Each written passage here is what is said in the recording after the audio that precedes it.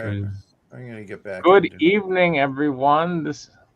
Welcome to another exciting week of looking at more scripts. Sadly, none from John Lamont. John Lamont took it easy on us this week. I'm looking forward to some more John Lamont. John Lamont works hard. He deserves a break. He does. He can't carry the weight of this stream every week in perpetuity, right? Like somebody has to submit a script at some point. And fortunately, tonight we have Erwin. Hello, Erwin. Hey guys. How's it been? See y'all. Good to What's see that? you. So, robot and it's it. So, all right, you submitted this story before, right? Yeah. I think we got to like page 6. Page So 6. sorry. Okay. Oh, I remember this. This was like there was the person working in like the conversation farm or something. Well, no. No, she's a waitress. Robot She's a waitress at the She's conversation in a farm. grocery store. She's at Oh, now it's a grocery store. I see. It always My was. a God, grocery what are you store. drinking? I don't know. Yeah, it looks like tea. But Apple cider that's not boozy, but you added brandy anyways. There you go. I haven't posted a stage 32 in a while, but I remember, I think when Robert, back when Robert was like doing like his first script on here, I asked him to do like a feedback post for us on stage 32. And Maurice, who's one of the moderators there, he's like on there every day, like moderating stage 32 thing. And I think somebody else who's like, another moderator, they both were like, yeah, that stream is a great resource. Someday when I get up the nerve, I may submit there. Yeah, that's pretty much it. They're scared of it because it's honest. Right. But I think what we said to the one person who kept posting while we were going through their script is that they just got. I think I said it actually. They just got $250 worth of I forget what they call it now. The where they review somebody's script. Yeah, coverage. For nothing. And the other people might be nicer, but that's because they want them to come back and spend more money. Yes, exactly. I charge $80 an hour for that stuff. Yeah, I think when as someone who's been to therapy at some point in my life, I do sometimes question the motive, because if you walk in with a problem and the therapist is like, problem solved, just do this, like they don't see you again, and that's an income stream they're not receiving, right? Mm-hmm. So similarly, I feel like there are some people out there, I don't know who, because I don't really hang out in those circles, but there are some people out there who probably are just giving a lot of coverage with the hopes that they'll get more scripts submitted so they can write more notes, as opposed to just giving them like, here's how to make your story better, and here's where it's weak, and here's where it can be stronger, and all that good jazz. So stage 32 is useful. I've not posted on there yet. I have some ID on there or something. Right. Yeah, I'm gonna say this. Like, I would much rather read a really good script and have to think really, really hard about anything that could possibly be improved. Like, that's the challenge I'm in it for. Right. Not being like, your character doesn't clearly want anything. We don't know where they're coming from. We don't know where this person, like, this person isn't even in this scene for half of it. What's going on here? Like that stuff, like, it's a lot less fun. Yeah. Right? But, like, John's been really leveling up with that the evil zombie cow script, and I love it because, like, every time he comes back, it's like, okay, well, this is better. Shit, is there anything else that can be improved? Right. Like, well, that's the point. And everybody, even if you don't go to somebody for feedback, a good writer rewrites and rewrites and rewrites, steps away, comes back, rewrites. It's because it looks different each time you look at it, especially when there's a bit of a time in between. like, even if you literally ignore us, we are reading your script aloud for you and acting it out. We're doing a table read for free. right? And you can just listen and take notes. But I think that one guy was just like, he was like dropping comments. Like, if you're live, join the damn stream. Yeah. Like, But- I feel like being present gets you really far in creative industries. Like, Absolutely. sticking around gets you really far, and treating the other professionals that you work with like your peers. Yes. And Really far. And I'm saying that for everyone. Like, that writer was acting like an inferior wrongly, and should be up on our level because he actually wrote something. We're just talking about it and reading it, like, so you're actually at the head of the pack here, and taking this subordinate position is not doing you any favors. But also, if someone who is a professional is engaging with you, you're kind of insulting them. And I'm being nice, Robert. Who are you, and what have you done with Danny? I am nice. I am generous, and I want people to succeed. I want to see them succeed. Some stories need work. The story is not the person. You are not your script. You are a person who's done stuff, and that's always impressive. And look, writing is a fairly competitive field, so you need to, sharpen up on it. And secondly, this goes beyond just like writing prose for yourself. Like, if you're writing a novel or something, and it's let's say it's not the best novel, well, then you wrote not the best novel. But if you're writing a short, for instance, and you and your friends get together and film it, I promise you, the feedback you're going to get on your short will probably reflect some of the things we were going to say here that could have been improved before you made it. And if you would have done that and gone through that process, now you would have had a better product that the whole team would feel better about, and you would get better reviews. Or you would have spent one fewer day filming it because the script was clearer for everybody. You get so many benefits. Yeah. Never mind, like, it's a better product. It might be an easier product to make. You might not lose friendships over it.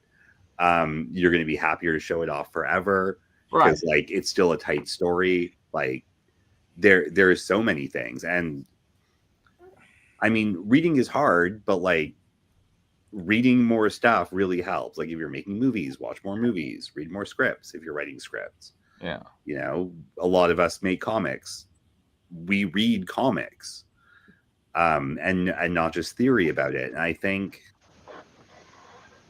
like, you're not going to get a shortcut, even if you are brilliant.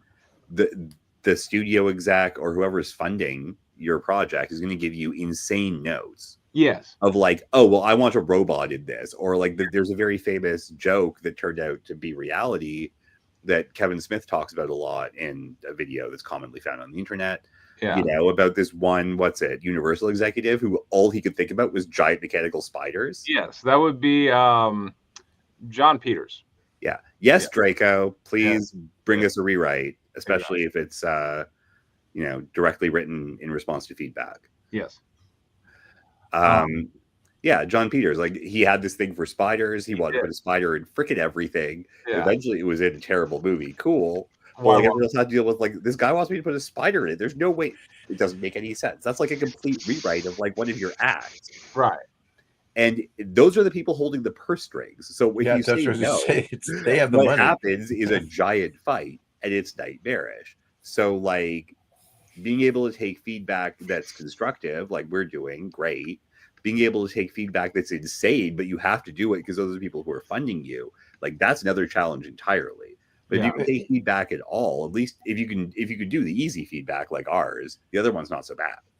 Well, your friends aren't going to give you things that might hurt your feelings. We're not your friends. We don't know you. We're going to give you our reaction to it.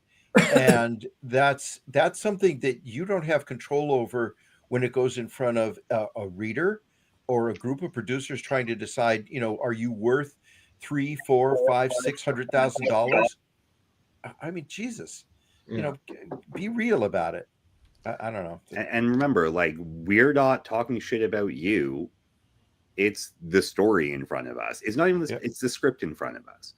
It could be a perfectly fine story with, a slightly difficult script that is formatted oddly and stuff doesn't make sense. That's all fixable. It's just your work product. Like, you can just edit it and make it better. That's the option. That's the other option, is complain about it or edit it. Yeah. Or, Yeah. you know, find other readers and then see if more people agree with you or not. And I think all of us, when we give commentary, we're pretty clear on like, oh, I agree with that, or oh, I disagree with that. Like, we don't all agree on all of the same things. No. Which is, I think, where we add a lot of value. We all have very different perspectives. And lastly, like, or at least another point, I don't know if it's the last point, because other people might say something, but, you know, if you get to the point where you're working on a team about, you know, making your short or whatever, other people are going to have notes, and you need to be able to, like, respond to them, you know? So I don't want writers to retreat to this fantasy where other people will just get their script and go, oh my God, this is great, let's make it, and, you know, leave it at that. I've known that to happen, quite frankly. Yeah. It doesn't happen. It never happens. Yeah. Nobody puts that much money or time I or mean, resources. if it's like a 5 to 10 page short, you can probably do it with a lot of friends for free over a weekend with your own equipment. The second you put money in and have to hire people, right, it's a completely different story. And the second you try and submit it, it's a different story. Like, you have no choice but to be in competition at some point. Yes. We're not competing with you. No. Like, this is not the stage of production where anyone's competing with you. It's when you have a product that people are competing with you. And a script, it's not a product, it's a roadmap to a product. Yep. I would say too that yeah, you know, it may pay off to be careful about who, if you're real sensitive, you know, and you have a vision, and you hand it to people that don't get your vision, and then you decide to do something that's not your vision, then you might end up with slop, right? So that's something to watch out for. I mean, you could hand it to us, and we might not get it. You know, I might not get it. You know, I know, like John Lamont, you know, produced some pages that were pretty cool, you know, but it definitely was not the same. It definitely wasn't the type of thing that I'm really into, right? And I told him, right, I'm not really into, you know, this sort of I don't know, gory cannibalism, horror, body old horror, people and stuff, you know. But you know, it could be fun too. But I'm not going to be able to split the hairs like someone else might be. I might not get the nuance of some of it, because that's not the type of thing that I'm really into. So yeah, I mean, you know, you might want to find someone who does get a glimpse of what you're trying to do. Yeah, and you know, the longer you stick around, like, you'll probably realize the people who are saying I like it are either, yeah, they're trying not to hurt your feelings, or they haven't really read it. Like, I ask people for negative feedback regularly, specifically, like, find something to dislike about this. You did that with that one script. You actually said that. Yeah. What do you not like about this? Like, pretty sure you got get told. into those details, get into the overall, whatever it is. Like, if someone can find something not to like and tell you about it, they are treating you honestly. Yeah. Yeah, I agree with that. I also believe that it may be just as important or more important to point out what you do like, because there are plenty of films that, you know, I'm not into the acting, I'm not into the direction, I'm not into anything except the one thing that they did, you know, was like, wow, you know, that's really interesting, and you know, I'm glad I watched that, you know.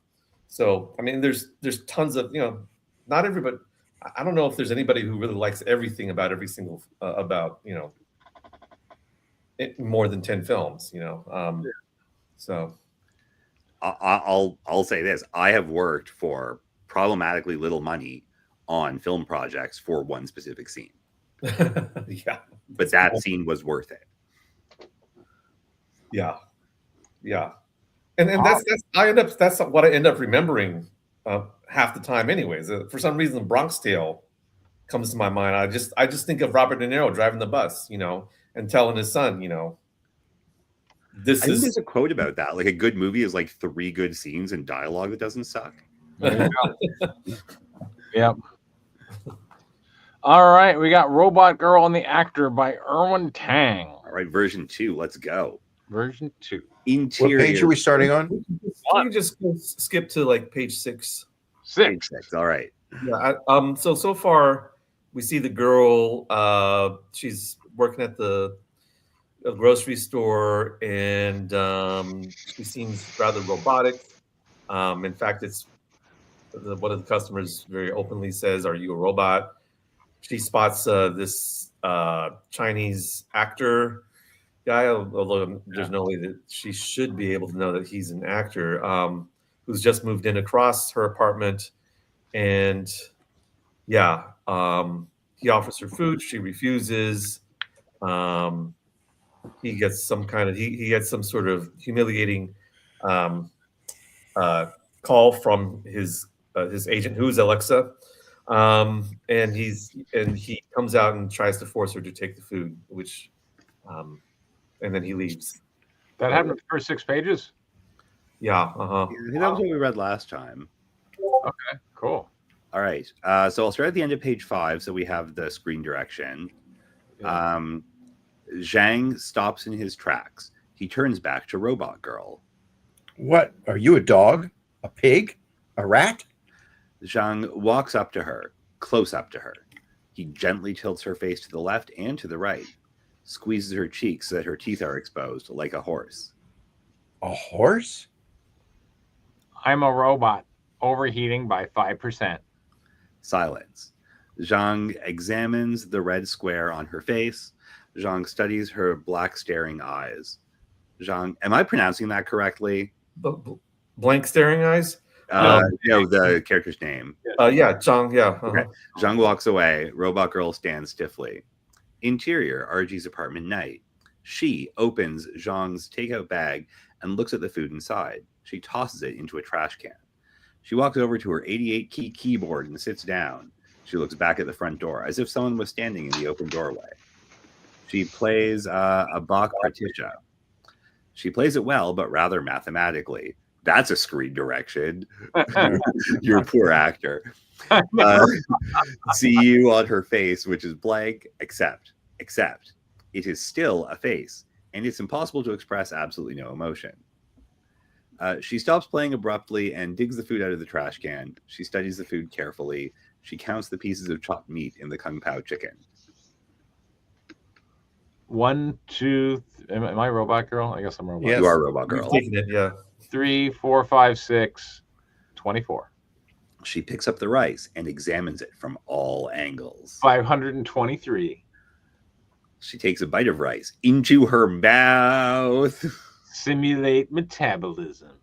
She eats a handful of rice. She closes her eyes. Malfunction. She carries the Chinese food to an automatically opening trash can. She dumps it in and then gags. She stands erect and walks to her keyboard and plays chopsticks. Ding, ding, ding. Ding, ding, ding. I'm pretty sure that was the sentence, right? Yes. Dun, dun, dun, dun, dun, dun, dun, dun, dun. Her face looks mostly emotionless. That's very specific emotion to act. That is. The lights go off. What emotion do you want? Mostly emotionless. All right. Well, what's the other 1%? Exactly. Yeah. The lights go off. The music continues, but it diminishes in volume. This feels like a physical fade out from the scene. That is okay. Yeah, that's total direction, yeah. Interior, RG's apartment day. The sun is bright as Robot Girl throws open the curtains. Her bedroom is decorated by a number of posters and projections. Is this new? Because we've been in her apartment before.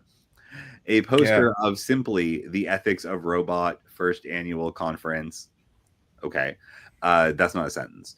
A rotating projection of images featuring geisha women putting food and pills into their mouths a la Blade Runner. Okay, that's also not a sentence. Yeah. A painting of an android that looks something like the Vision on the last page of Avenger 58, where it is declared that, quote, even an android can cry, quote, is also not a sentence. The android looks sad and touching his face as if tears were streaming down. That's Still not a sentence. the android looks sad. Yeah, okay. Oh, but it should be touches his face. Yeah. Yep. The caption, quote, even an android can, space period, space period, space period, end quote. Simulate a sheep bleeding in a field of ripe grasses. She opens her closet and files through various blouses and skirts. She examines 2 short skirts spread out before her on her bed. She slips the shorter one around her waist. She straps on some red high heels and dons on a sheer white blouse. Those were sentences. Those were. A knock on the door, and she skips over to answer it. Before her stands Grok, a frail man in his 60s wearing glasses and a short sleeve button up shirt. We need a Grok. John. Hello. Oh, go ahead, John. Hello. Oh, did I catch you? I just wanted to see how you were doing. Hello, Mr. Grok. Did you get my message? Regarding a battery recharge? Yes, regarding a battery recharge. I must depart to complete my tasks. Grok's face. Okay. As we hear her walk away and get into her car and slam the door shut. Also not a sentence. We hear her electric car driving away. That is a sentence. Okay. Silence. Okay. This was an audio fade out of sorts. Hey, Erwin. Yes, I I feel know. If we were filming this, the actor playing Grok might want to know what he's supposed to do with his face that is taking up the shot, because there's no direction here for Grok's face. Okay. Yeah, you know, like actors like to know things. Like, okay, Like, what am I supposed to do now? Yeah. The main question every actor has is either what am I supposed to do now, or shit, am I supposed to say something? Yeah. So, Mhm. Okay, cut to interior retail store day. She walks past a number of retail. I love how there's only one woman in this world. A number of retail workers, and they all glance furtively at her short skirt. The friendly Filipino woman Corazon asks, How are you? Everything okay? yes, everything is okay. later. Robot Girl reads a copy of Do Androids Dream of Electric Sheep by Philip K. Dick while standing at the cash register. There's only one. What you reading there? She holds up the book so that she can see the title. I love the total use of pronouns instead of people's names, which is utterly clear. I am internalizing the history of the soulless. The soulless? You mean like Corazon puts her hand on Robot Girl's shoulder and looks her in the eye.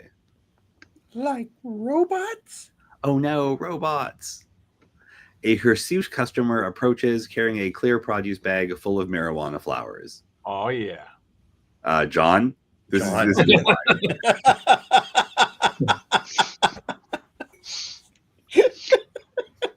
Do you like dick?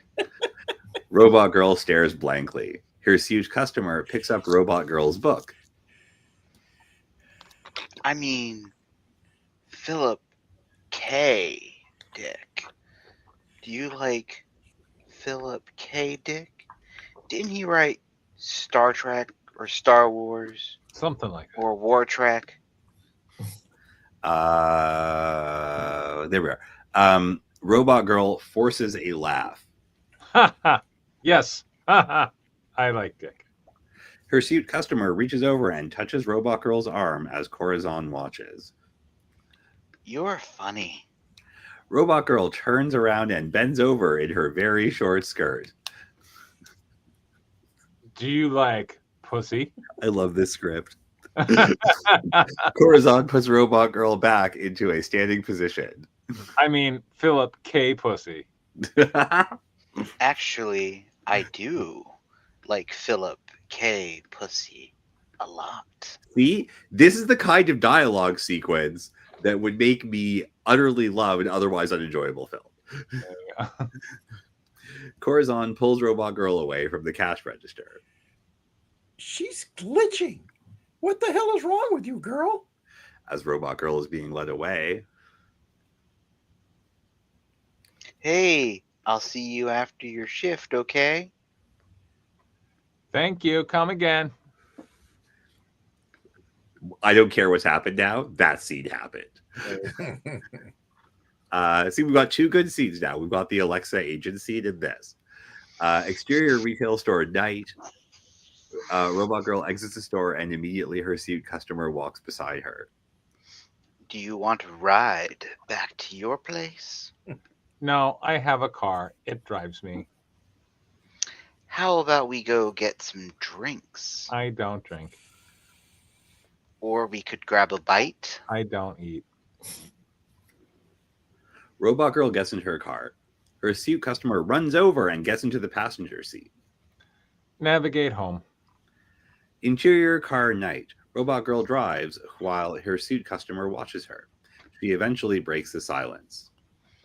Do you like robots? I don't know. I never met one before. I know there are some around, like maybe one in every large retail outlet. It's experimental, right? Do you like Dick's androids? Do you like android dicks? Do you dream of electric sheep? I think she says lol. Lol. Her suit customer stares at Robot Girl. There's something wrong with her. No shit. No. Exterior apartment breezeway. Her suit customer stands next to Robot Girl as they stare at Robot Girl's apartment door. What are you waiting for?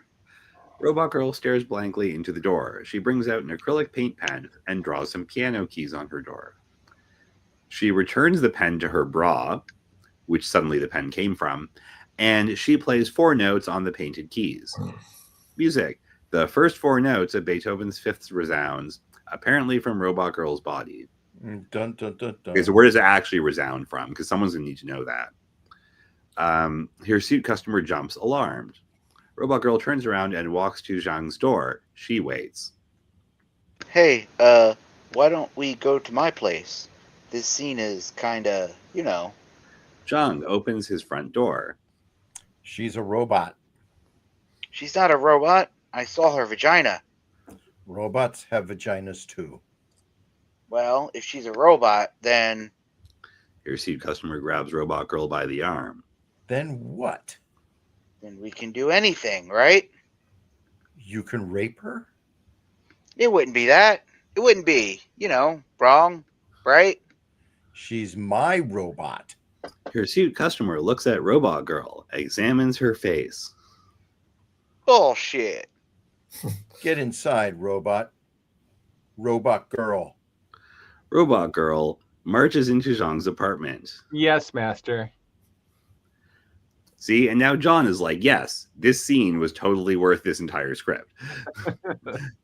Her response draws a look from Zhang. Her suit customer shakes his head, walks away. Interior, Zhang's apartment night. Zhang, in the kitchen, pours oil into the smoking wok and it boils immediately. You keep acting like a robot. I think it's going to get you killed. Robot Girl shows no response. And then Yes, master. How about some fried egg rice? Egg fried rice. It may not be good as Uncle Roger's, but it will fill your stomach. Yes, master. loud roar as Zhang dumps vegetables into the boiling oil. Do robots always call their owners master? No. What should I call you? You can call me Zhang. That's my family name. I will call you Zhang until otherwise instructed, Zhang. I can't instruct you. I have no good lessons to teach you. Zhang dumps leftover rice into the wok. He stares into it. Later, Robot Girl picks up her chopsticks. Simulate metabolism. What should I call you? Are you human? Zhang thinks. He slaps himself. He considers. Yes. You really do the method acting, right? You're like Fei Wong in Chungking Express. A weird one. Robot Girl stares at the bowl of fried rice. You don't have to eat. You have a mental illness? If you are fuel human, you decide what to call me. Robot girl, you need to eat. Is that an order? Zhang studies her face. Yes. Robot Girl stuffs her face full of egg fried rice, shoveling it into her mouth with her chopsticks like a true Chinese. You make me happy. Robot Girl gags on the food, spits it into her bowl. Zhang watches. I can make something else. Robot Girl gathers the food that she has spit into her bowl and shovels it into her mouth again. Oh, okay, this is happening. The gagging has apparently caused a tear to form in the corner of her eye, which she plucks with her chopsticks. Stop. Zhang's face goes from annoyed to exasperated. All right. Was your enter button overacting? His hands cover his face and he bows his head in defeat. Better than sitting here alone with fried rice and no black pepper. Do you have any black pepper in your house? Robot Girl is trying to give Zhang something with her chopsticks. Zhang looks down to see what she is holding between the two sticks. A tiny diamond. Zhang carefully takes it from her chopsticks' grip. You cry diamonds? That's cool. Zhang looks at her, flabbergasted. She points at the red square on her face. Bring me some black pepper. Robot Girl stares blankly and then walks out of the apartment. Zhang tosses the diamond onto the dining table and stuffs his face with egg fried rice. 不管他，sen me do bu guan, sen me do bu. Zhang leans back on his chair. He realizes he is losing his balance. He panics. He falls backwards onto his back. Ah! From the phone comes the voice. Can I use that Alexa. footage? Can I use that footage? It was so genuine, so authentic, a real fall. Zhang lies there staring into the nothing. He sighs a defeated sigh. I guess I should buy a ticket. For my mother? Shanghai to Austin? Robot Girl enters and walks right over him. She sprinkles black pepper on his fried rice. He can see her cooch. He covers his eyes. Ah! Later, they eat the fried rice. That's not what they eat. Are you a sex bot? No, I do everything. Can you go to sleep? I can go to sleep mode. Zhang points at the door. Go to sleep mode, please. Robot Girl closes her eyes and her body goes into a balanced but frozen position. Zhang picks the remaining grains of rice out of his bowl and eats them. Without looking at Robot Girl, he gets up and walks away toward his bedroom. Later, the moon can be seen through the kitchen window. It shines directly on Robot Girl's face. Without opening her eyes, Robot Girl paints piano keys on the dining table. She plays Claire de Lune on the painted piano keys. Point of view ghost traveling into Zhang's bedroom. The end. We have read 10 pages. Yeah. Yep. That's Yeah, good. 10. All right. Well, it's certainly interesting. We got some interesting questions.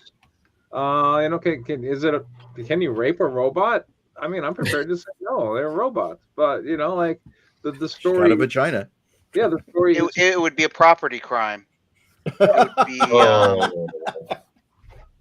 But the story seems to be suggesting like maybe this is an issue that the story is going to take a different view on. Maybe it's going to present a different argument. And it's clearly Zhang is he looks at the robot girl as a human, and he seems to be kind of somewhat developing feelings for her, and that will go interesting places, I'm sure.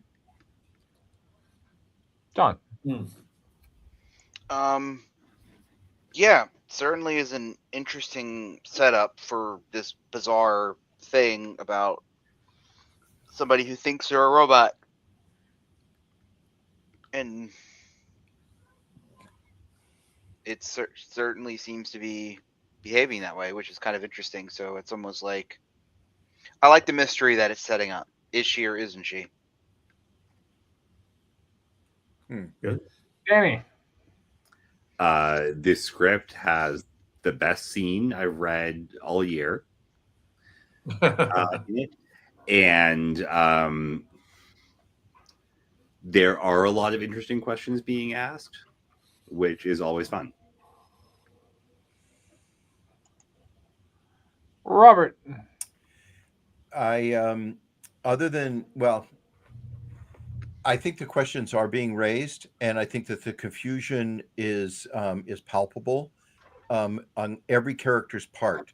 She doesn't seem to make a clear answer, and in fact teases with it. And Jang is confused by it and comfortable with it, which is a very odd combination. I'm dying to find out how you keep that throughout as an aspect of his character. His comfort and his discomfort simultaneously expressed. And then these characters that you've brought in, Hirsute guy, Grok guy, that they that they're following some kind of a rule or something that they're familiar with, and that gives them a structure and a motive. And they don't go outside of that lane, which means that they're confused too. So all of these people, are questions that are being raised for the audience to wonder how it's going to be resolved. And I think that that's very enticing. But boys, I just see that as a challenge to continue it. But we're going to see, I think. So. Yeah, thanks for that interesting take on Zhang. Yeah. I mean, yeah, it's pretty accurate. Yeah. Mm-hmm. How could it be made better, Robert? Okay, well, your script structure sucks. Danny pointed out most of those. For it to make real sense to know where we are, and you have several places that people need to be. I mean, it's not like a ton of of places, but it gets a little confusing at times. And what you're actually instructing, either through camera angle or emotional reaction or circumstance or something like that. I got confused throughout. I was able to figure it out at some point, but I layered my feeling of what it was over your rather incomplete descriptions of exactly what was going on. And again, Danny pointed a lot of that out. I know from the other. I'm sorry, I'm going to butcher the title of the past one of the blues and breast milk, I think it was, or something. That was a comic book. Yeah, you have a theme of women who are simultaneously trusting and vulnerable and subject to the treatment that several of these guys were suggesting. Are you going to rape her? Or that they're in this kind of world. It's disturbing, and I wondering if you're going to resolve it or how you're going to resolve it. But I found that a little bit disturbing. I need to know more forthright about what the hell's going on with that. Right now, it just feels like it's indecision as to how, if she's vulnerable or not. So and the reason why I say this is a constructive thing is that is the danger for her being vulnerable, or is the danger for her not knowing if she is a robot or a real human or something else? And I don't know that you can carry both of those off at the same time and have them competing with each other. Is she threatened by her vulnerability, or is she threatened by not knowing exactly what form of android or human that she is, or combo of the two? So I found that bothersome. That's it. Well, I think you're right on. About like what her deciding what part of the spectrum that she's willing to be on in regards to robot versus human. And yeah. Mm-hmm.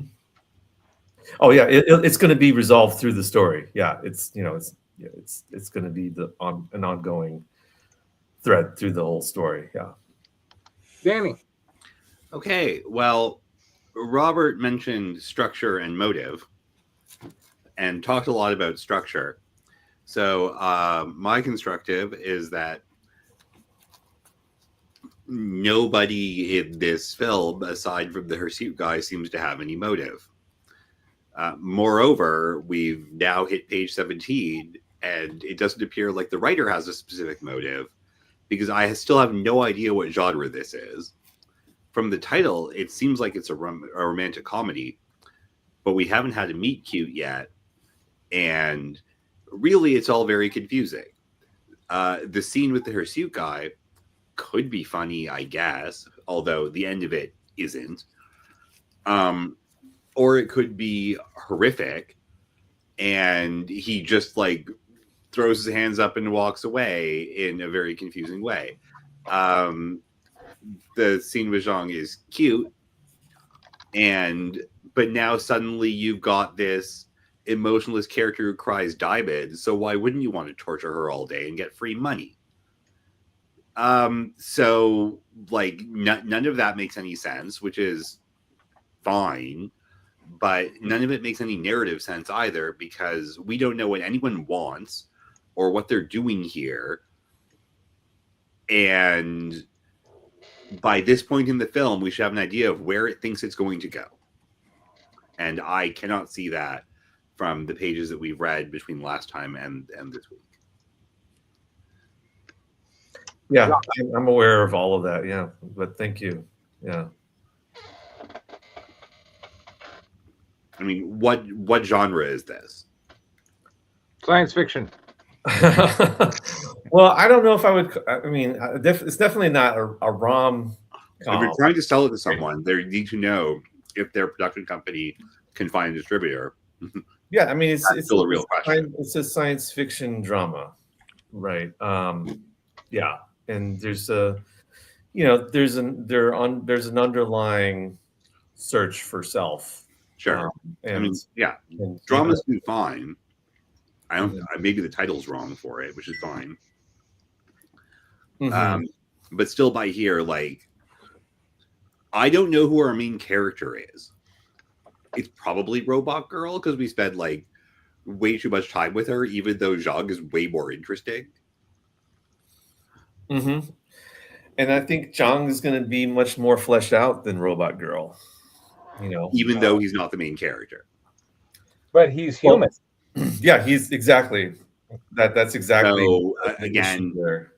And it's going to present a challenge to the viewer, and to Zhang. Well, if it gets produced and distributed, which I see like there's a there for a lot of this stuff, but it's at this stage, it comes across as being, I mean, it's obviously first drafty, so I'm not going to say that, but I mean, at best, it's going to be incredibly experimental, and it gives me student film vibes, which are troubling, and I know you can do better. Reminds me of Ex Machina a little bit, but without the mystery that Ex Machina has. Oh, a mystery would be really nice. This would be a good mystery. I think Ex Machina, yeah. I mean, it was definitely it had a very straightforward direction. Well, it was about the guy, not the robot. Well, I feel like it was about the robot too. Yeah, and it tried. Well, okay, but that's an argument. but yeah, whether it succeeded or not, but yeah. I mean, so. John. I'd like to know what the exciting incident is. We're on page 17, and I don't feel like we've gotten that yet. So, yeah, I kind of feel like that's missing at this point.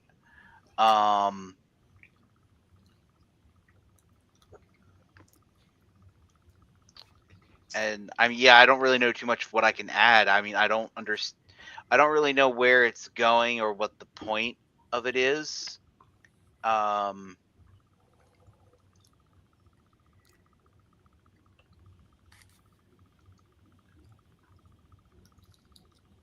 So. No, I hear you. Yeah, no, I know that's what's happening with the structure, is that there is What there's what a is the mutant story about the man and his sex robot, John? Well, I mean, you need more than just that. I mean, What if the struggle was how he learns to get over his human foibles and restraint and just shag his sex robot? An adorable, the actor and his robot story. Oh, then but you have there's nothing Cherry in, but 2000. there's been nothing endearing or likable about this sex robot that would, make us. What? So Journey, for one thing. there is a rather blank slate about her. Right? yeah, and that's not very interesting for a character in a movie, because then it's like, okay, so let's put it this way. So a sex robot that's a blank slate is basically like an appliance. Yes. I need to do something. I take it out of the closet. I vacuum the carpet. I'm done vacuuming the carpet. I put the vacuum cleaner back in the closet. That's the Jetsons. Again, it's an appliance. I just use it and then I put it away. And again, it's like, okay, going back to my earlier thing when I said about it not being it being a property thing. It's basically, it would be like, if my neighbor wants to come over and borrow my vacuum cleaner, it's like, yeah, sure, you can borrow my vacuum cleaner. Just bring it back when you're done. Oh, do me a favor, empty the vacuum bag before you bring it back. Mm-hmm. I think like that. That's yeah. again, like when this guy shows up and he's going to rape her. It's not rape because she's an appliance. He's just going to borrow the appliance. Maybe he's not asking the owner's permission to borrow said appliance. I mean, I wouldn't like it if my neighbor came over and just took my vacuum cleaner out of my closet without telling me. If he started screwing your vacuum cleaner, you'd really be upset. Exactly. No, because the purpose of the vacuum cleaner is to vacuum the carpet. It's the purpose of a sex bot is to have sex with it. Sure. So if my neighbor comes over and asks to borrow my vacuum cleaner, I'm assuming he's going to use it as a vacuum cleaner. Well, what if he comes over? My neighbor is coming over and asking to borrow my sex bot, then okay, and I say yes, then you know what? I'm writing that sentence down. That's pretty good. Yeah. The personal struggle of the story has not been really fully revealed, not revealed at all yet, right? That's what they're saying. John and I are saying we're 20 pages in and we're bored because you haven't revealed anything. And you've got clever stuff going on. So John's right. There's no inciting incident because we don't know what genre it is. Yeah. If it was a rom-com, there might have been one, but it isn't. So there isn't. No one wants anything. And the actor is acting like an 80-year-old.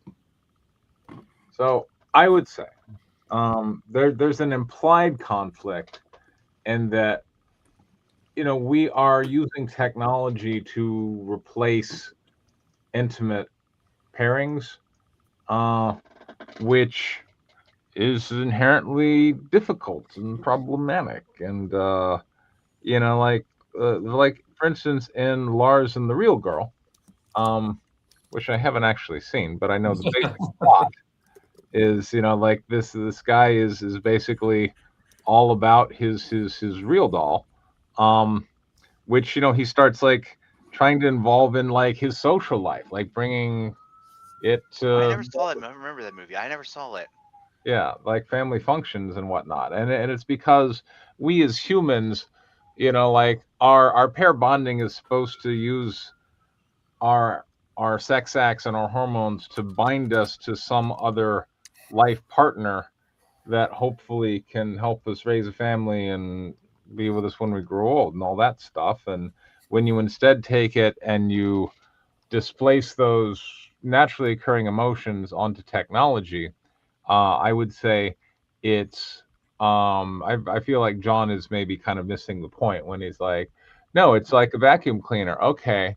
But the thing is, if you start to, particularly with things that have somewhat of a human affectation, and you're starting to engage with it as you would a human partner, then you're going to start projecting your own emotions and your own attachments onto it, despite the fact that is kind of inappropriate. because it's not real. And Well, what I mean is the story is treating it like an appliance. I don't know That's that what it is. I mean, it has a personality. She's, Does she, though? The people are yeah, the people are trying to treat sometimes treating her as an object. And she's But she experimenting with responds. She teases.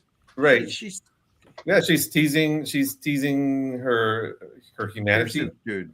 Here's You the know, dude. she's pretending, or she's experimenting with being human. yeah. She's even experimenting with eating, even though it's clear that if she's human, she has been eating at some point. But she's Okay, but like Yeah. she's experimenting with eating by copying the second most gross scene from Audition. That's a horror movie, dude. what happens in Audition? There is a scene when the person who is captured by the serial killer is fed vomit in a dog bowl, and it's super gross. Uh-huh. So She gags up food and then eats it again. Congratulations, we're now watching a scene from a horror movie in your cute romantic comedy. It doesn't it's not a romantic comedy. He's saying pick a lane. You know, where You are take you? a Are you lane. saying- it's not a romantic comedy. You know, your characters might be listless. As the writer, you should know where the story is going, and I know more where the story is aggressively going. drive in that direction before you lose your audience. Okay. That is a constructive crit. Like, tell us what the point is, and then do this shenanigan. But if you don't tell us where you're going to go in the beginning, then you're just going to leave us like lost. You give us a map and then get there the long way. That's fine. Lots of movies do that, but give us. I would honestly say, like, some of these criticisms might be blunted if your scenes were, I don't want to say better, but written with more of an eye towards what the humans are feeling. Because I get that the robot maybe can or can't feel, and that's part of the story. But, like for instance, on that scene where we're just focused in on the guy's face and you don't give him an emotion. Like, I need to know if you show me like that the guy really wants to sleep with her and he's really like frustrated that she belongs to Zhang, all of a sudden we're getting a conflict when really all you've done is add emotion to the scene. So I feel like if all you did was rewrite these pages and simply gave more emotion that's apparent and upfront to the human characters in it, a conflict would be emergent and the story would be more compelling. Mm-hmm. Okay. Yeah. So I don't know. I guess it didn't come out that the robot girl is struggling to find something besides being a robot. Yeah. In her scenes. No, all the posters on her wall are about robots. Yeah. So all she wants to do is be a robot. You've given us no conflict in this character. Like, I don't see the scene in the in the grocery store as her having a sense of humor. I see it as exactly the sort of thing ChatGPT would do and think it was a joke. It's funny because you wrote it and you know why it's funny, but it clearly wasn't a joke. And then letting the creep guy into your car afterwards is taking the joke way too far. And then they don't even go there at the end. Like, again, give us a map here, or a direction. Playing music is fine, but why isn't she reading like emotional self-help books? A robot reading that would be interesting, like trying to learn how people emote or something like that. Yeah, no, I hear you. Be a conflict in the characters, like action and background or something. Like, I don't need a lot here, and Preston's right about that. Like, we don't need a lot, but we do need something. I hear where you're going. Yeah, I mean, you know, and you have every right to hate what I write. I And don't hate what you write. He doesn't You hate do it. He really likes I it. mean, in this case, in this particular case, I mean, You do really interesting things in the most confusing way, but you don't get anything from being so confusing. I don't hate that. I like when you do interesting things. right? It's gonna be, and it's gonna be confusing. I'm You've done saying, you've, like, you've done you some of the don't more have to do it in interesting. this confusing way, and you don't get anything from it. All You've you done get some of the is a most confused audience. Yes, you've done some of the most interesting things. I still think about that clock scene where the clocks are going different directions. Okay, you really intrigued me with that, and we haven't seen anything from that. You did one rewrite of it, which did improve it. So the issue is, are you going to do that with this? Are you going to take some of the stuff here that's, it's like you've got all the tools. What are you going to build? Yeah, Characters are there, you know. yeah. It's Like, even if you're doing experimental whatever, well, it's you not still going to be need the structure of, experimental. say you're going to say something. It's a much slower build. That's I mean, fine. You still need to say that you're going to say something, say the thing, then tell people what you said. That's how anyone remembers anything. And what you're doing is saying something without giving anyone a preview of where that's going to go. Genre does that. A hook does that. A character conflict does that. A character motivation does that. An inciting incident does that. We have none of those because we don't know what direction you're going. And if we knew what direction you're going, we could say something other than "I'm confused." We could be like, "This would be a better science fiction if you did this. This would be a better romantic comedy if you did that." And there's a lot to recommend being experimental. You're really good at being experimental. It might be worthwhile experimenting with being slightly straightforward. Yeah. And I'm not saying like you're a bad writer, don't do that. Like, write the thing, and then if it doesn't work, that's fine, take it out. But at least like we can give you feedback on the middling bits of the story, like this, because we know where you're trying to go with it, and we can give you feedback that helps you get there. Like, that helps us help you. And if we were watching this, it would help us stick around, right? Like, if people are second screening most movies these days, which they are, you can't demand their attention without telling them what they're going to see. And yeah, it's so, and you can do art house things, and that's fine, and sometimes it does really well. And we want you to succeed, but like, I've seen lots of experimental films. They still know where they're going at the beginning, the good ones. Yeah. They're some of them, like Eraserhead, they don't knows where it's going at the beginning. They don't go so it takes forever to necessarily get one place or another. But yeah, this story is definitely going, in a very specific, into very specific spots. Build some of that into the beginning. I would love to see any of that in the beginning. Okay. Because again, like, I will watch experimental stuff. I like it, but it's too easy to lose an audience if you're not using traditional story structure. You got to give them something at the beginning. You can't just show clips of people's faces emotionless. I mean, that's an editing exercise, right? Like the face test. Cool, you can fabricate a story that way. Editing is interesting that way, but like, you are clearly trying to tell a story. And your process may well be to figure out where you're going by the time you've written the end of it, and then write it back into the beginning. That's fine. But like, at some point, that needs to be added to the beginning. No, I hear you. Yeah, so Danny's talking about the Kuleshov effect. That's it. Thank you. And you can put it together. So, yeah. Well, I will. I'll take what you say and think about it. And like, I'm happy to recommend lots of experimental things that like do terribly experimental stuff.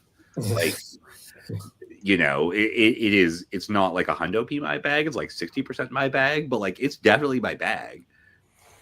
But I mean, it's also, if you're going to challenge the audience, like you're I not going to have much of an I audience. don't know if I'm challenging the audience at all. Yeah, I mean, yeah, but I hear you. Yeah, you're saying it's boring. You know, the first 17 pages, not No, much. it's worse. It is one of the few things that's worse for boring is that it's aimless. So it there's purposeful boring, and this feels more boring than it is.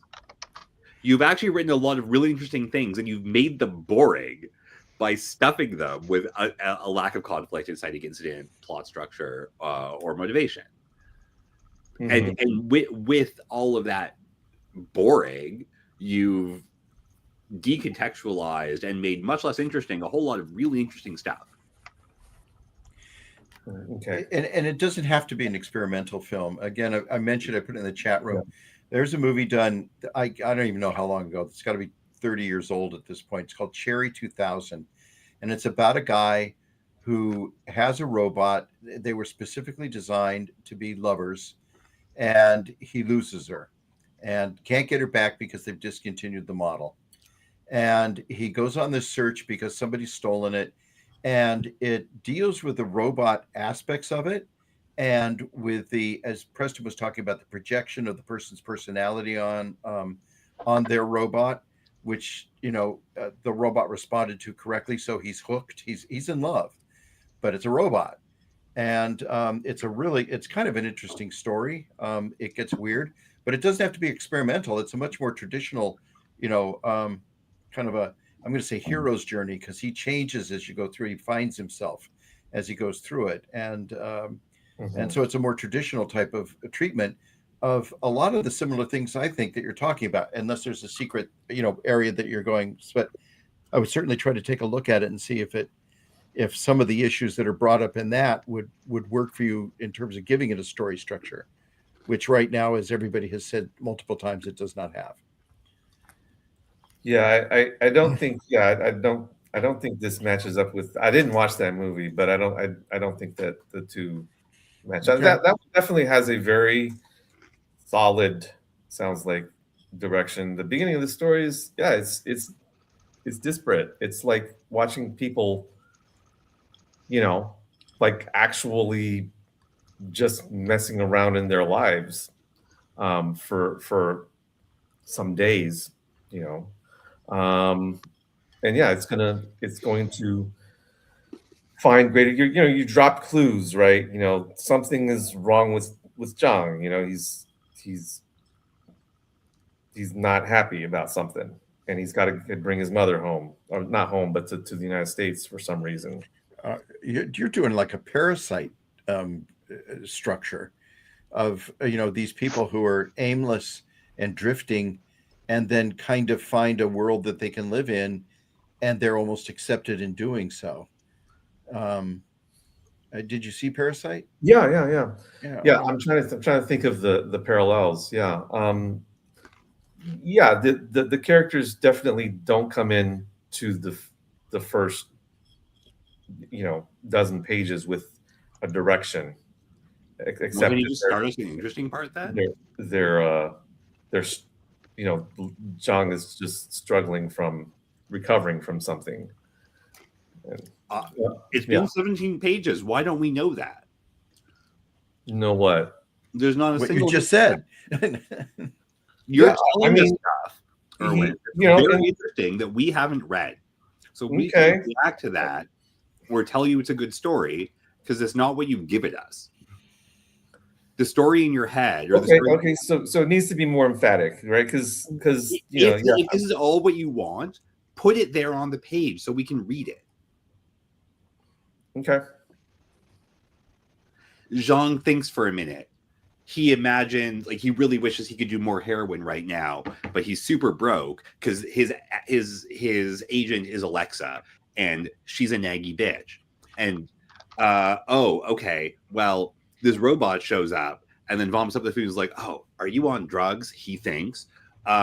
Maybe if I did this, it'll be easier for you to keep it down, because you're so thin like a robot. You might be on heroin too. Maybe we should hang out together and do drugs. I should be nice to you. Bam. That all goes through his head. And the second you mention any of it on the page, we can react to it and say, oh, that's filmable. That there's like, you can do cutaways for that. You can show stuff in the location that indicates this. You can like hire an actor that like looks like that. Suddenly there's meat on that bone. You like, don't tell us there's a bone on our plate when it's actually in the shop. All right. Okay. By the way, Danny, What's up? gold is currently $4,840 US an ounce. Good. The additional investment in gold I made Yeah, beginning of the year is currently up 17%. it's doing pretty well. Yeah, can't complain. All right. So, Robert, tell us Wait, about Preston, how much is gold? $4,840 US. It's almost at $5,000. Yeah, it's pretty scary. Yeah. I wish I bought more than an ounce 15 years ago. Yeah. Yeah, see, there you go. All right. Okay, so this will be the second installment of what I'm calling the Nick Charles Special Investigation Series. The first one was Blood Legacy, which you guys actually saw or read the script of. This is the novella version from which I will create a script, and this is the second installment. It's like a page and a quarter, but it's all narrative. Okay. If you don't mind, how about if I read it? Hey, good. Okay, here we go. You know, like how people like pass off every 3 or 4 paragraphs. Well, After only 2 pages, who knows? do you want me to go through the whole thing or not? How do you want me to do it? It'll take 5 minutes to read the whole thing. Read it. Here we go. Xeno Legacy, a Nick Charles special investigation. Human parts are big business. Getting them is a crime. La Nina. At the U.S.-Mexico border just west of Fort Bliss, no man's land. It is late at night, raining, hard, unusual in the high desert, and this is no ordinary night. The beat-up school bus rolling down the road carries retired U.S. Senator Joshua Standish. Suddenly, the driver slams on the brakes. A sounder of feral pigs rushes out from the brush across the road. One of the pigs jumps onto the hood. The face, slightly obscured by the rain, has human characteristics. The driver jerks the bus forward and the pig slides off. The senator and the driver exchange looks. The driver nervously says, "I'll have Javier take care of them."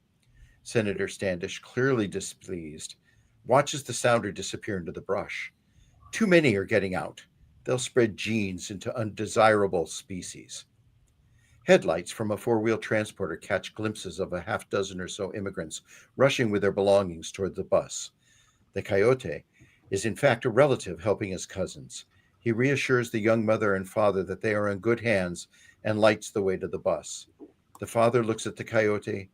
"One more hug, primo." Brandishing a big smile, Standish hurries them along. One little girl, no more than 9 years old, struggles with her mochila as big as her. That's a backpack. She stumbles and falls. He helps her up. Standish is 6'4", and she is barely 4 feet. She looks straight into his large belt buckle, a cloisonné American flag. "Look out, little girl. We don't want damaged goods." He lifts her into her mother's arms. She brushes the hair from her daughter's face, wets her finger, and removes a piece of dirt. They share a smile, climb aboard the bus, and head off on the wet, bumpy road. Speaking fluent gringo Spanish, Standish turns to the nervous immigrants and calms them with these words. "We are going to a safe house, a comfortable house, where there is food and water and places to wash, sleep, and receive the identity cards." The driver listens with a blank look, slowly turning into a nefarious smile. The little girl looks out the window. The pigs are running alongside. She giggles and says to her mother, "Ha ha, I think one looks like Uncle Pablo." Her mother smiles. "Ana Maria, that is not very nice. You can apologize when we see him. I hope his search for work is successful." They share a quiet giggle. Anna Marie thinks of all the wonderful things she and Pablo are going to do in America. He will take her to Disneyland, visit Mickey and Cinderella. Pablo is going to get a convertible car. Anna Marie isn't sure what a convertible is, but it sounds like fun. She was sure it'd be fun if Pablo wanted it. He always laughs and smiles. He is her favorite Tio. Scroll up. Oh, there we go. The bumpy road was like Abuela's rocking chair where Anna Marie would sit in her lamp, go to sleep, and dream of big, clean schools and becoming a doctor for mothers and children.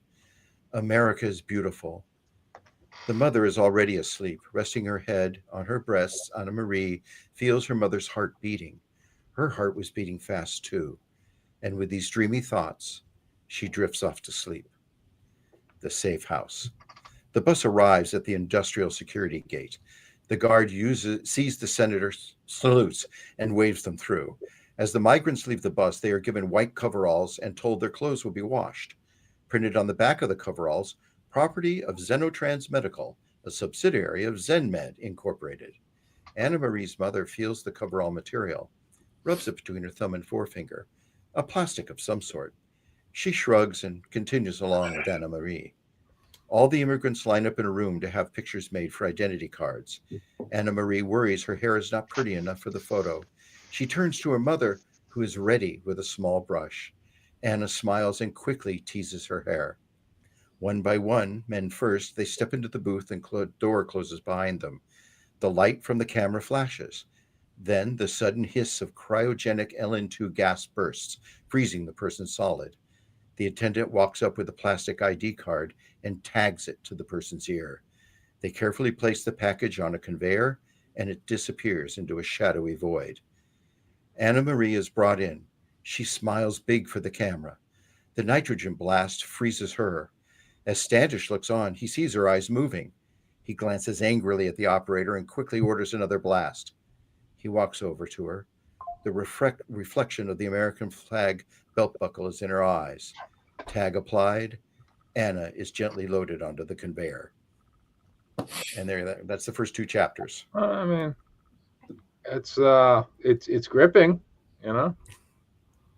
I'm reminded a little bit of Cloud Atlas. I don't know if you ever saw Cloud Atlas. I saw some of it. Yeah, I didn't like it so much. Okay, well, I thought that was pretty good, but you know, we certainly have some emotional engagement with Anna Marie.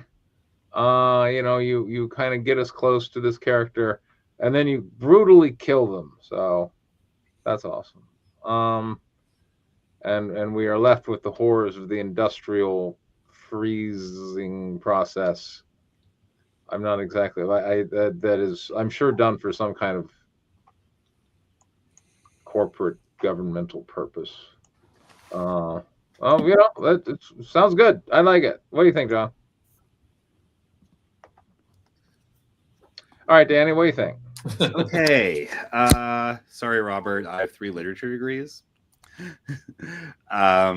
So starting with the plot, the plot's interesting. I love dystopian America stuff, corporatism, bad, treating people like things. Always a good villain to have, so that's great. I think that's really effectively established. And you've got a good hook and an inciting incident. Go team. Not sure what's up with the senator. That's super weird. Same bus full of migrants and the senator. That's a bit confusing. At any rate, language stuff. You mix your verbs. You mix your verb tenses in like a really awkward way, and one of the reasons it's particularly awkward is because you have a third person narrator. So if you're going to use present tense verbs in prose, you should have a first person narrator who's like talking, or like stick with the historical present. But if you don't, like, it's really, really hard to follow because suddenly time becomes a real problem. And it's easy to skip time when you're reading prose. The other is this reads like a screenplay. It will be.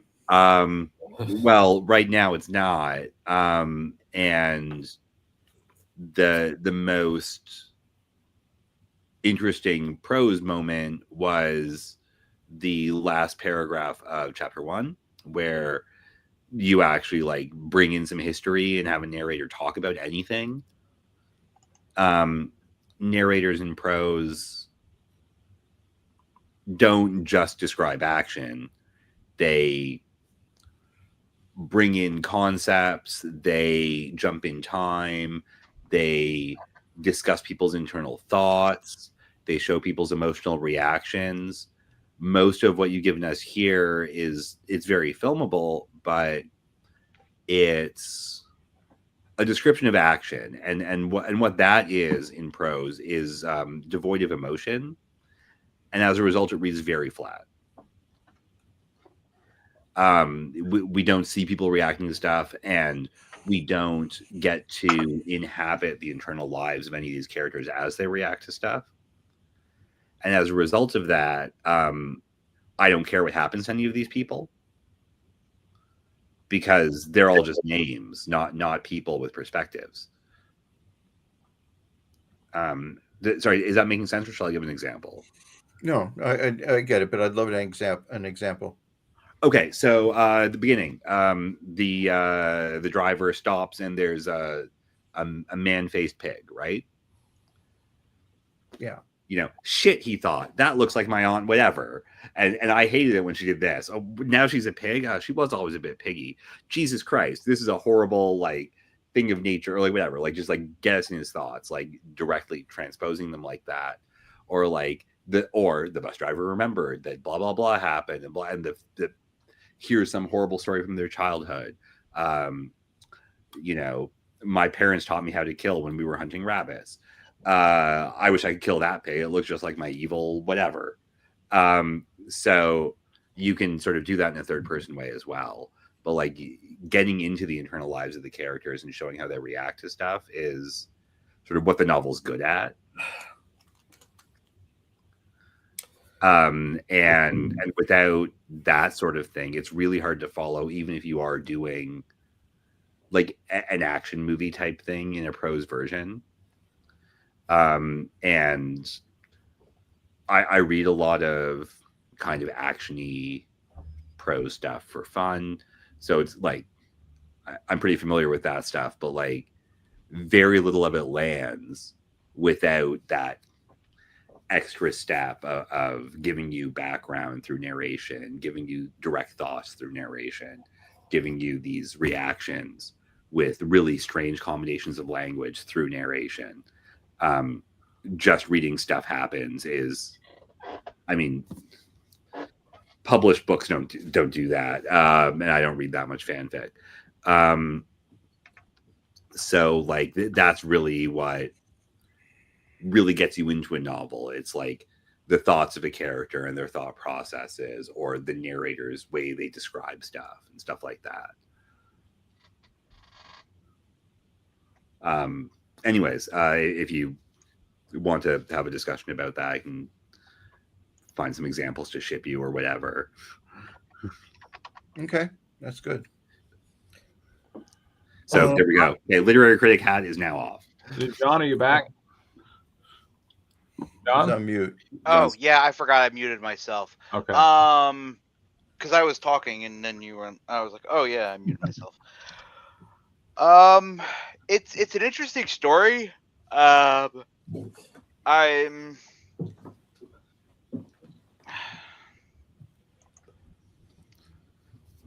kind of.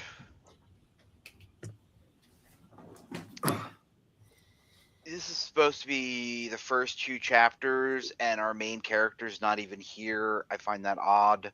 But then I found that odd the first time you wrote this story with this character. So I guess if that's a thing for this series, then it is. Yeah. It's a feature, not a bug. Yeah, I mean, I guess it's fine. It's an interesting setup. I'm not really a novel person, so but I mean, it's an interesting story. All right. Erwin. You with us, Erwin? He's turned into an avatar of some sort. You there, Erwin? Hello. Oh, Erwin may not be there anymore. I'm coming. I just had to go to the bathroom real quick. Oh. All right. Too much information. Okay. I mean, at least Yeah. he's not responding from the bathroom. Yeah. No, that would be bad. I didn't bring the computer in the bathroom. Anyways, this is not my bag, right? This type of story. Sure. As far as from what I can tell so far, this is not really my bag. So in that sense, perversely, the good thing about this was that you got through a lot of stuff in a short amount of time, because a lot of times, I'm watching like a police procedural or an action film or something like that, and I'm kind of like just sort of waiting for all the sort of necessary stuff to happen so that we can get to whatever the character relationships or the internal story of the character or whatever. So yeah, I mean that's what I liked, is that you got through a whole bunch of, we know this company is doing something terrible to animals, which they're probably going to end up doing to the people, or the people are going to turn to pigs or something like that, right? And there's an evil senator involved. Good. I got done with that in the first 500 words. Now, what's the story really about? Is it really about Anna Marie? And is she going to, in her struggle to become a human again? Is it about the senator? And that would be probably the are we on to the constructive part of it yet, or what? When it's only like a page and a half, just you give all your thoughts. Don't worry about it. All right, so that's what I would look into for these first 2 pages, is to establish a foothold on who the story is about, and a little bit about that person, a little clue about that person. And I'm assuming that the senator is one of the main characters. Am I wrong? No, you're correct. So yeah, I think Danny was talking about, well, whose internal monologue are you going to get into, or internal dialogue, so I would get into the senators, so you're doing like a third person, limit. I don't know if it's limited omniscient or just pure omniscient or whatever it is. It's just pure omniscient. It's totally omniscient. I would maybe go with limited omniscient, like, if Anna Marie is not going to be a main character, let's not enter her thoughts. I felt like that was kind of possibly just a distraction. And I would want to know what this senator is thinking. What does he want? Or how does he feel about this? Is he like does he have a pang of guilt or shame about this? Does he have a sadistic streak about him? Is he, is he just thinking about what he's going to eat when he gets home? And so we get a little bit of sense about the personality of this villain. The fundamental literary structures that you use are going to be very telling to the reader about the direction of the story. So if the senator is the one who we get the thoughts from, then we know, well, that's probably that's the person that we're probably going to be following for the next several pages. And the other thing I was relieved of was that I was scared that this was going to be a morality play regarding immigration, and so far it isn't. So I was relieved. It's early yet. Not that I have something against X, Y, or Z. It's just that when I'm reading something, I don't, I kind of want to be entertained and not bonked over the head with editorializing. So I think that's about it.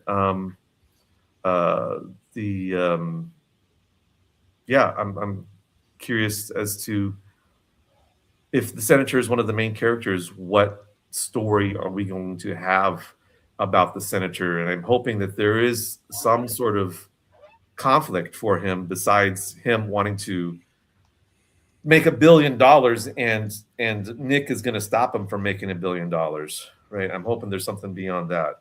So, All right. Anyone else?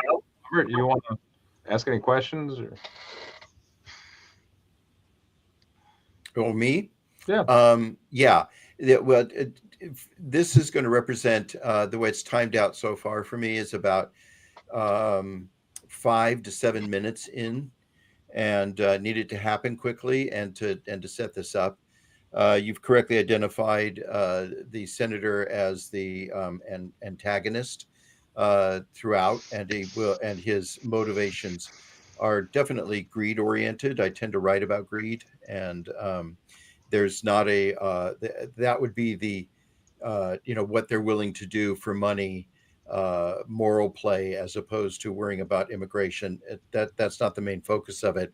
It's just more well, frankly, it just kind of echoes the reality of it. They're just basically there to use, and so he's using it for something, and so it's not much different than reality. But the moral outrage of it has more to do with what it's going to do to the rest of the human race, and where that's going to go.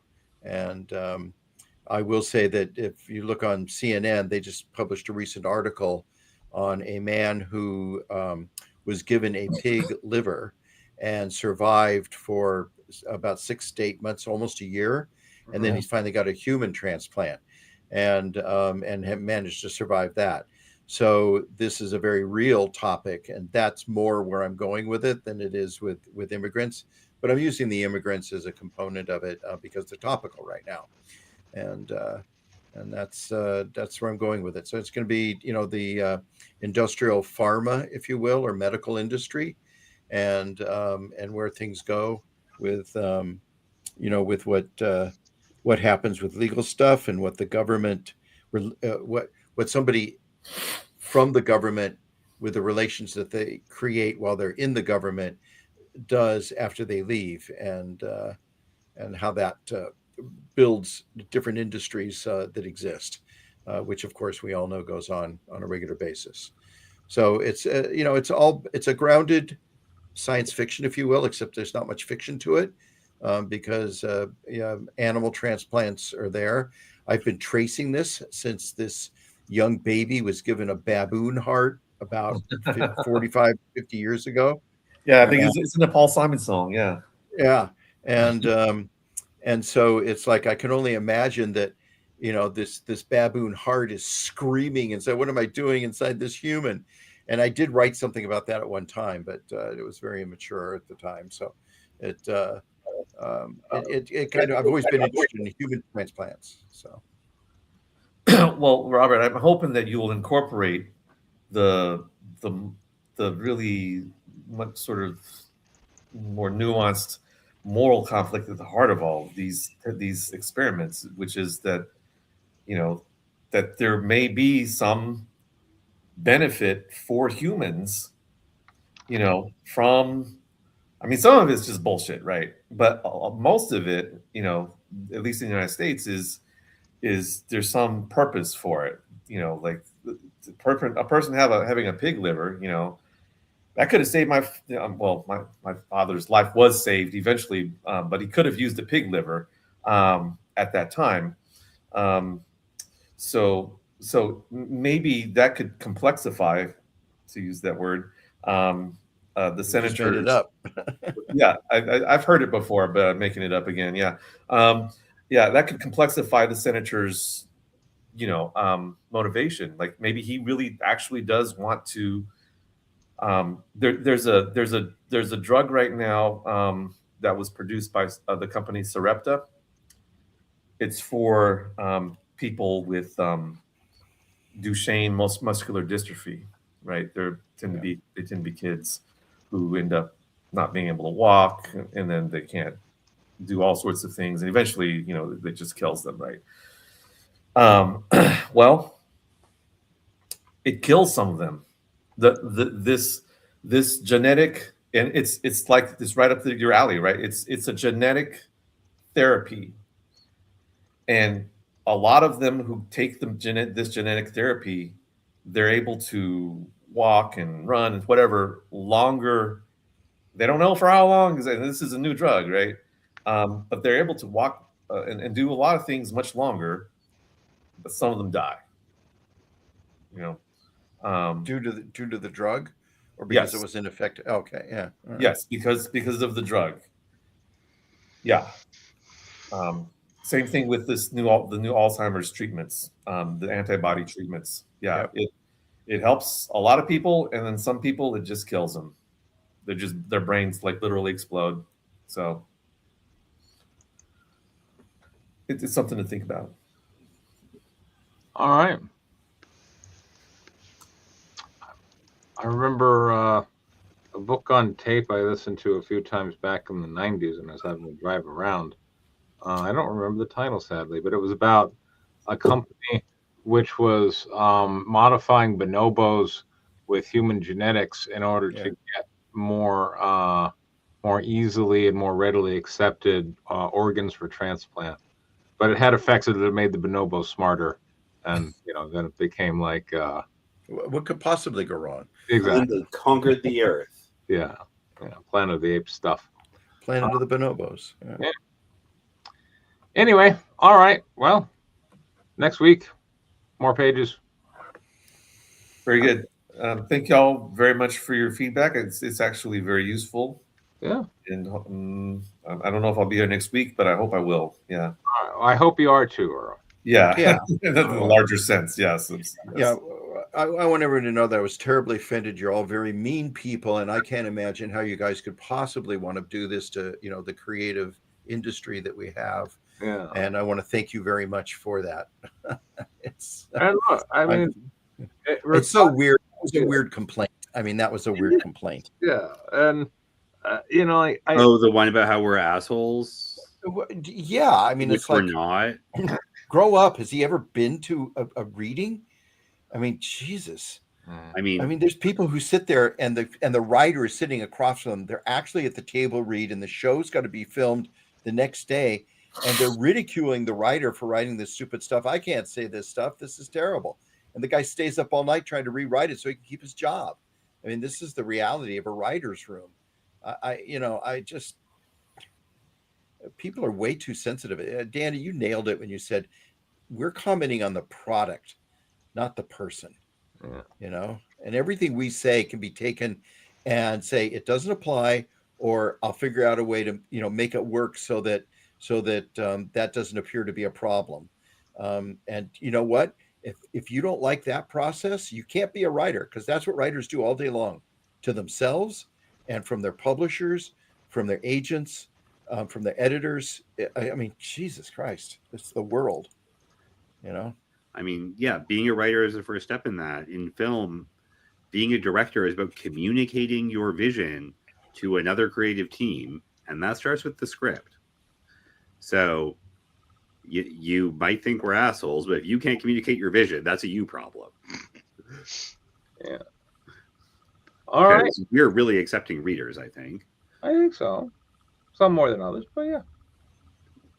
Anyway, next week. All right, ciao, everybody. Pages. Woo! Well, as Dan would say, make good choices. Hopefully she'll be here. Who knows? Anyway, good night, everyone. Bye-bye.